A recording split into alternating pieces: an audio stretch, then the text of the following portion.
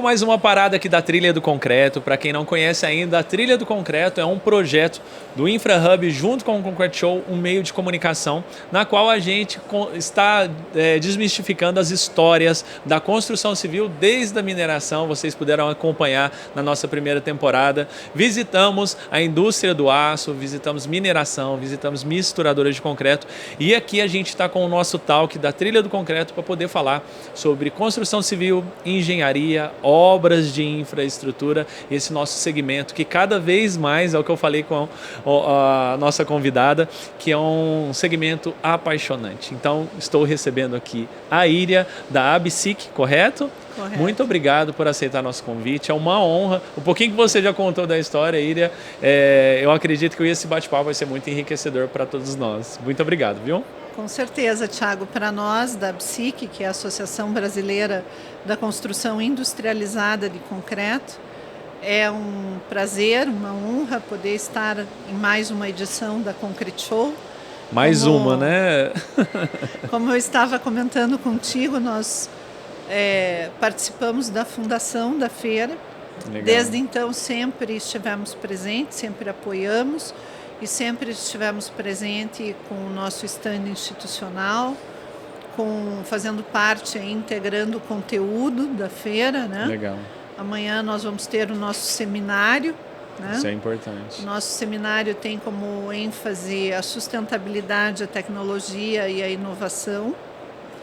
Nosso setor, que são as indústrias que produzem fundações, fachadas e estruturas pré-fabricadas de concreto, vai estar presente e nós estamos mobilizados agora em torno de um tema que faz parte do nosso planejamento estratégico, que é a obtenção das declarações ambientais de produto. Interessante.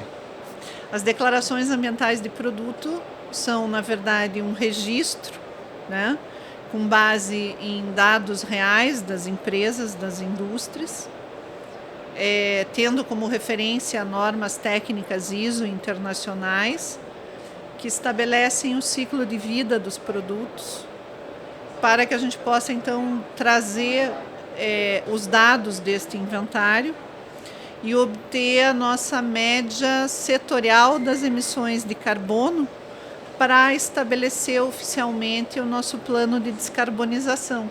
Que legal.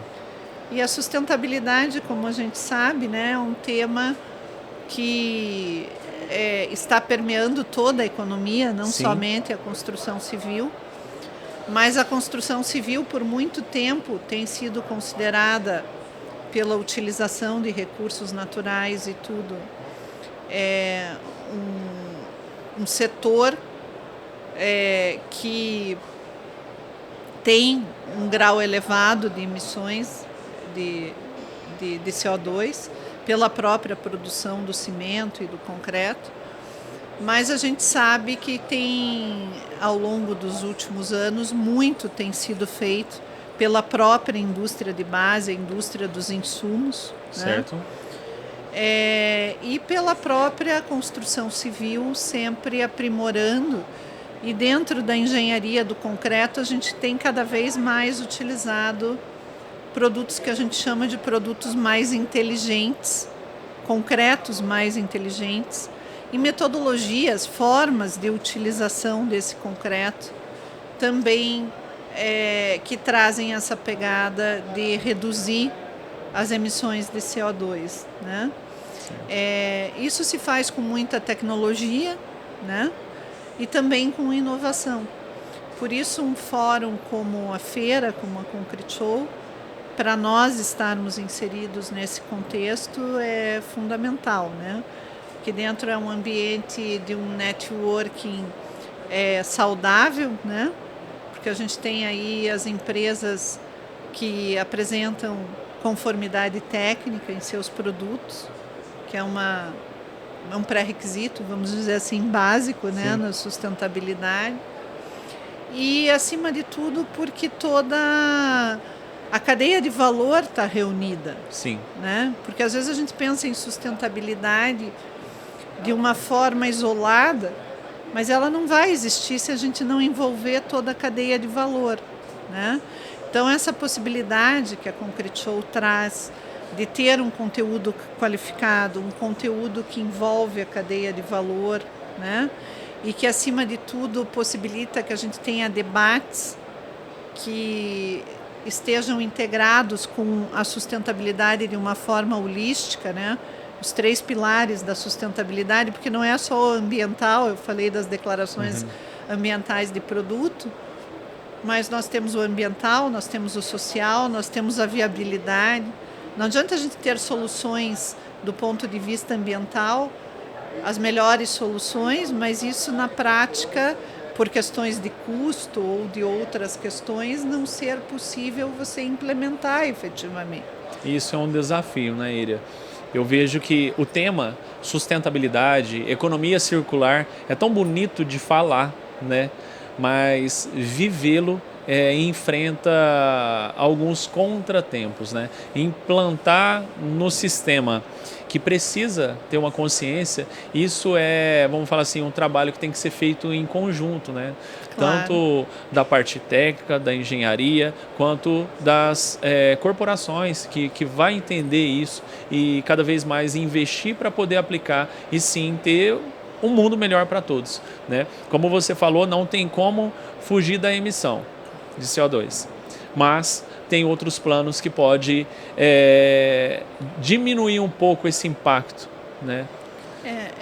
Reduzir e até a gente ter, e existem tecnologias Sim. que são tecnologias que possibilitam que a gente tenha 0 emissões. Uau. Mas o custo dessas tecnologias hoje são inviáveis ainda, porque elas ou não estão difundidas ou não houve uma, entre aspas, né, popularização, um uso mais amplo, porque a gente está em uma jornada, né?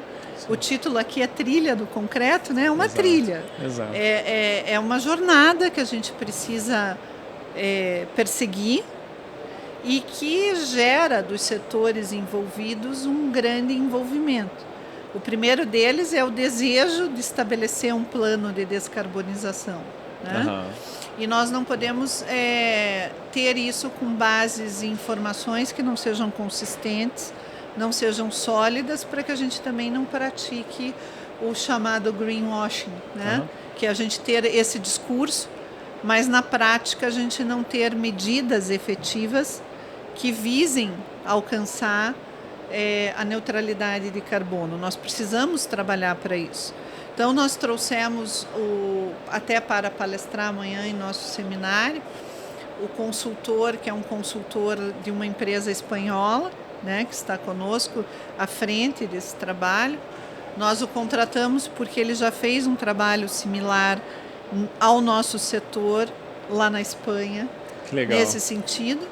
E o que nós queremos é ter métricas, efetivamente, termos as declarações ambientais de produto, os valores médios do setor, o mínimo e o máximo do setor, para que a gente possa estabelecer um benchmark e estabelecer justamente a nossa estratégia, a estratégia do setor da pré-fabricação em concreto, para contribuir com esse processo da descarbonização da construção civil e, por conseguinte, da economia. A gente já vem de um sistema construtivo que é produzido em fábrica, os componentes, né, as vigas, pilares, lajes, os componentes são produzidos industrialmente e montados num canteiro de obras. O próprio sistema em si já é inerente a ele algumas premissas que o tornam mais sustentáveis. Mas esse discurso do mais sustentável hoje não é um discurso que por si só realmente assegure ou garanta efetivamente essa trilha que a gente precisa seguir de descarbonização com base não somente nos benefícios ou no discurso, mas em dados efetivamente. Sim. E a industrialização tem crescido muito no país, principalmente por um tema que diz respeito à escassez que nós temos enfrentado de mão de obra, né? Mão de obra hoje é um dos grandes problemas da construção civil. A gente sabe que há uma dificuldade de atrair e reter a mão de obra no setor, Sim. Existe um apelo, principalmente pela digitalização e outros contextos, né? Em que os jovens hoje buscam trabalhos com muito mais tecnologia envolvida, né? E a industrialização, por ser um ambiente fabril, por ter toda uma parte de automatização, robotização e tudo isso, a indústria acaba sendo um ambiente, vamos dizer assim, mais amigável, né, para esse grande desenvolvimento tecnológico e para outros desafios que nós temos no momento, né? Além da sustentabilidade, a própria digitalização, a entrada da inteligência artificial, né?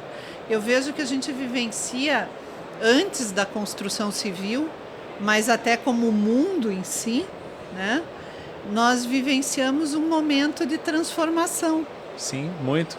Né? Na humanidade, nós temos tantos desafios, né? Os desafios climáticos, as questões ambientais, as questões geopolíticas, né? A gente está vivenciando um momento tão... São muitos tópicos, né, citados que no final de tudo contribui ou não, né, para fazer dar certo, né? Exato. Você falou um ponto que é um pouco polêmico até, que é a questão de diminuir a mão de obra no setor da construção. Mas não é por vontade de não querer ter, é por não ter mão de obra, né, para executar, como você mesmo citou.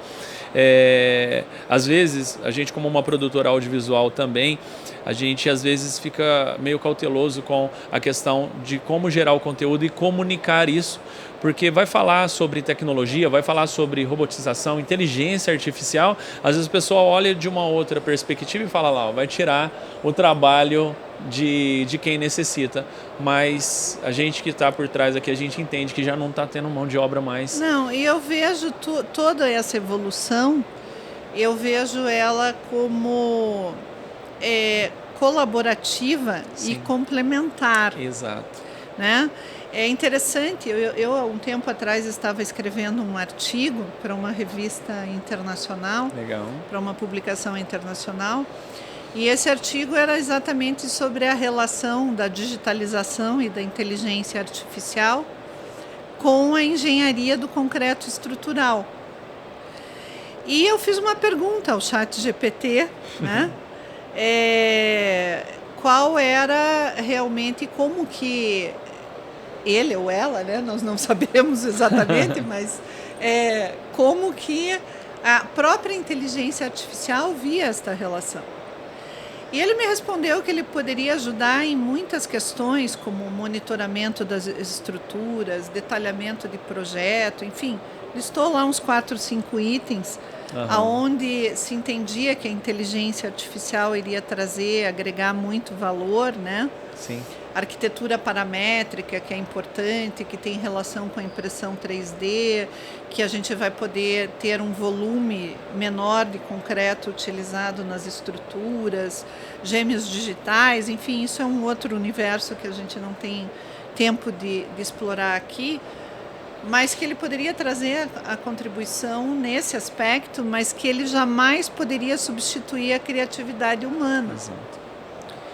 E quando você pensa em um projeto de uma obra de engenharia, em uma infraestrutura, ou mesmo em uma edificação, em um edifício habitacional, você começa concebendo isso, que é um momento criativo disso se desenvolver e acontecer, que existe um nome muito utilizado internacionalmente que se chama Conceptual Design, que é o momento da concepção. Sim. É o momento conceitual de tudo isso, em que nós entendemos que o ser humano, assim como a inteligência artificial mesmo nos respondeu, jamais vai ser substituído neste aspecto.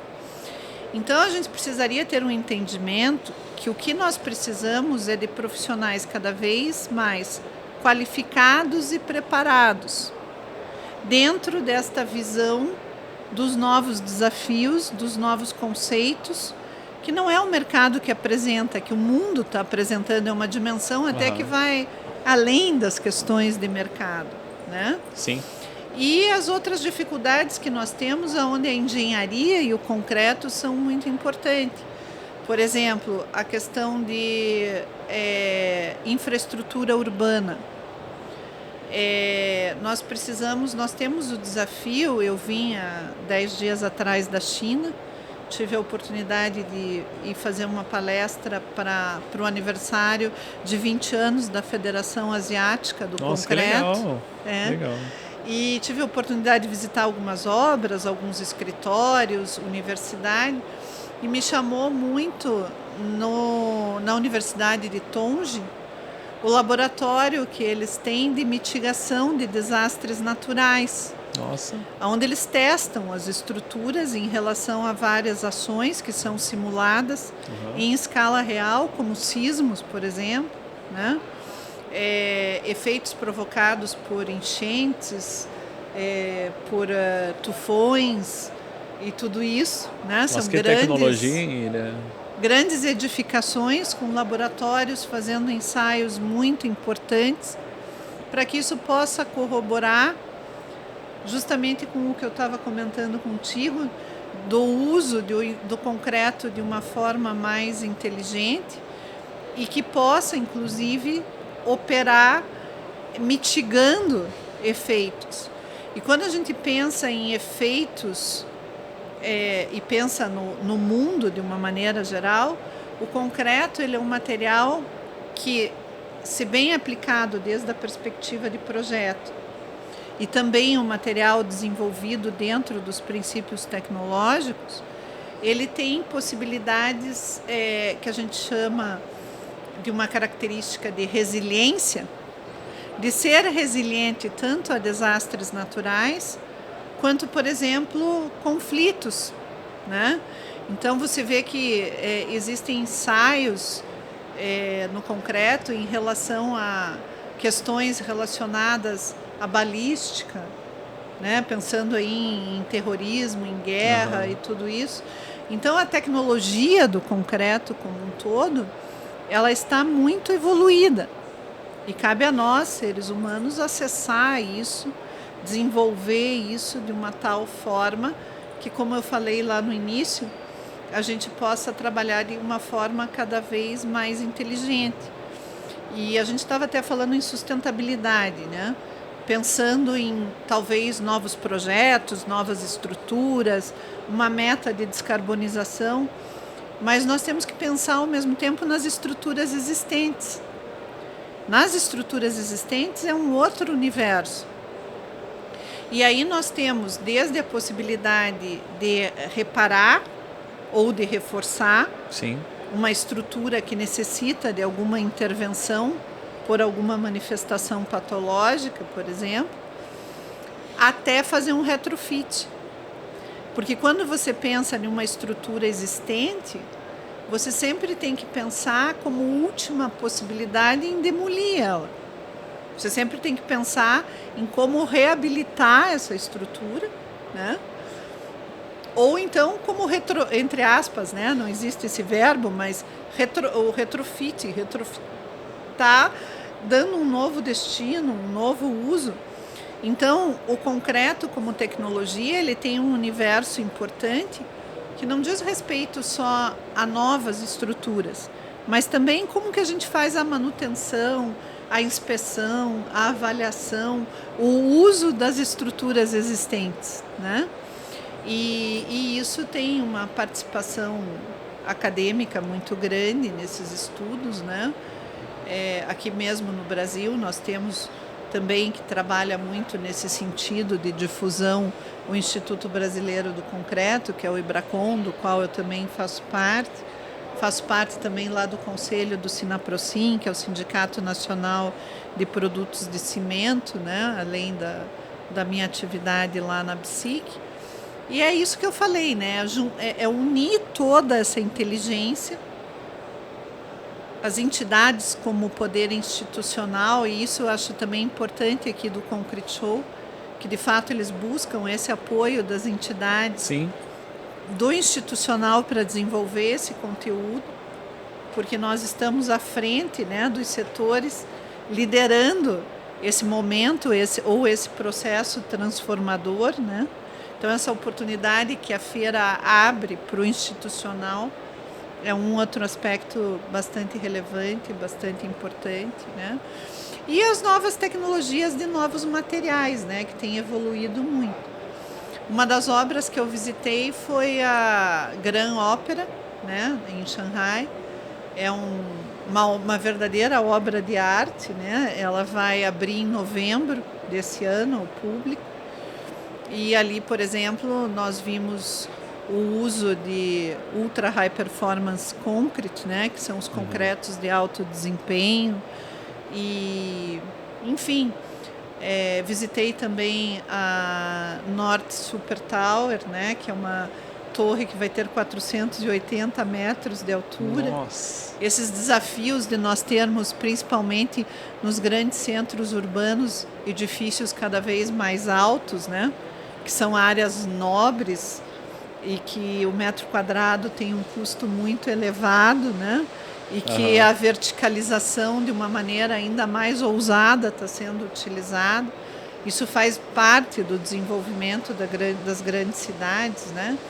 Então a gente poderia, se a gente fosse elencar aí alguns contextos ou conceitos importantes para a engenharia do concreto nesse momento de transformação, nós temos a sustentabilidade, nós temos a digitalização, nós temos a resiliência face a desastres naturais e as questões aí dos conflitos e geopolítica e tudo isso, né?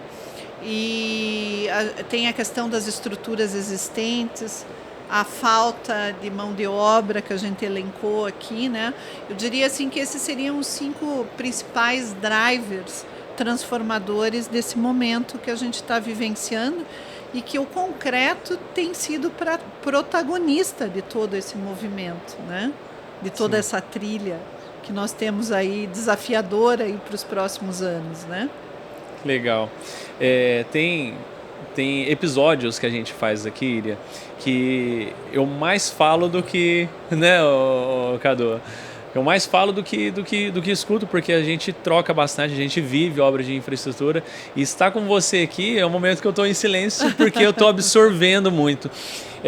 Bom, eu sou comunicador de obras de infraestrutura, a gente acompanha a evolução de projetos, tá? Não sou formado em engenharia, mas pessoas como você enriquece muito, me enriquece, e esse é o intuito da trilha, né?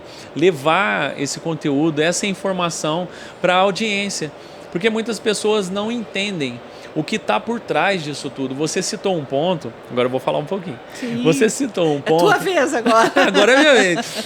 Você citou um ponto que eu vi na ponte de Guaratuba, que é o controle tecnológico para poder dar certo, porque como essa obra que a gente visitou é uma obra marítima, né? E assim, muitos desafios para poder fazer acontecer. E aí a gente enfrenta vários tópicos, a questão de sustentação do concreto, o que suporta, quanto suporta, e lá a gente pôde participar de alguns controles de tração, de pressão, acho que é isso.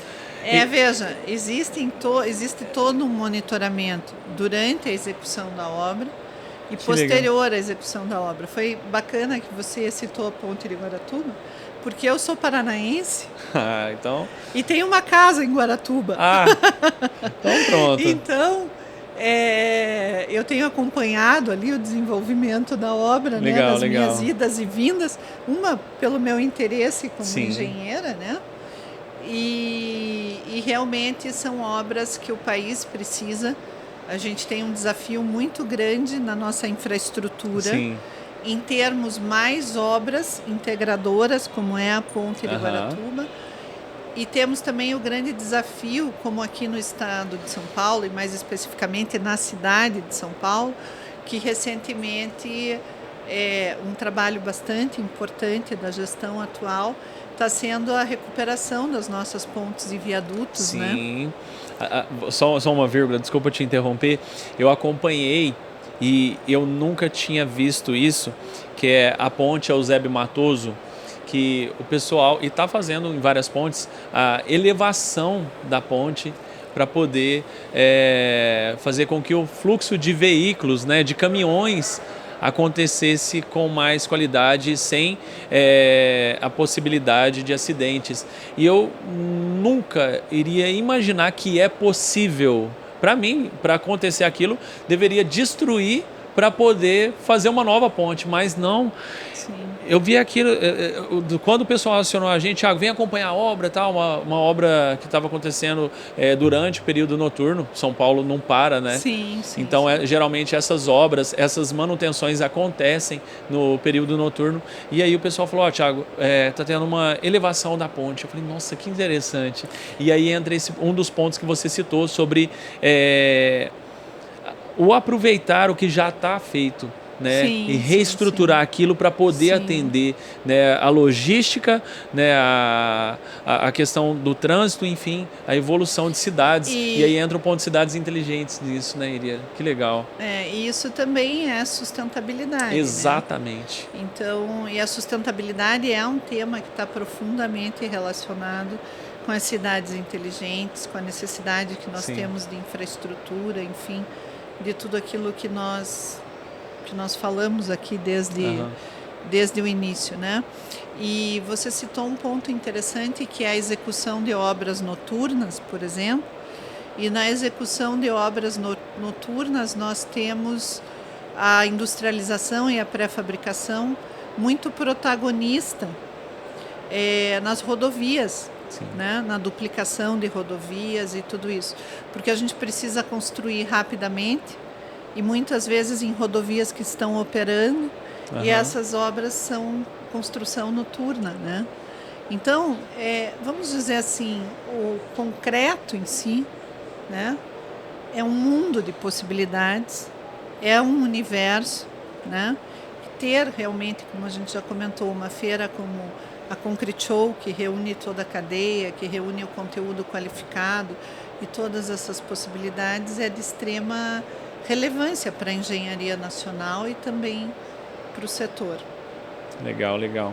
Bom, se deixar a gente vai longe nesse bate-papo nosso. Vamos sim. Porque é muito bom, né? É muito gostoso. A gente falar do que a gente gosta, exato, né? Exato. E assim, a gente vê a carência. A gente tem que marcar outro bate-papo, tá aí? Vamos lá. Vamos marcar. Lá. Porque assim, a gente vê a carência do nosso segmento. Como um todo, o mundo ele precisa de informação. E pessoas assim como você, que já está numa caminhada longa, que já viveu muitos desafios, essa nova geração que está chegando aí precisa de pessoas como você, não só que faz parte isso é muito importante, não só que faz parte do segmento, mas que gosta de contribuir com a informação. Com certeza, eu estou sempre à disposição de vocês e vai ser um prazer participar de outros episódios. Muito obrigada, Thiago. Eu agradeço muito por você ter aceito o convite, tá? Eu acredito que vai contribuir muito com a audiência e parabéns pela sua caminhada. 16 anos de Concrete Show e você é engenheira. Sim, sou. Quantos anos? Eu me formei em 88, mas eu atuo com concreto desde 3 anos antes da minha formatura, né? Então já vão aí mais de 35 anos de engenharia de concreto, né? E hoje eu também presido a Federação Internacional do Concreto. A Federação Internacional congrega 42 países, né?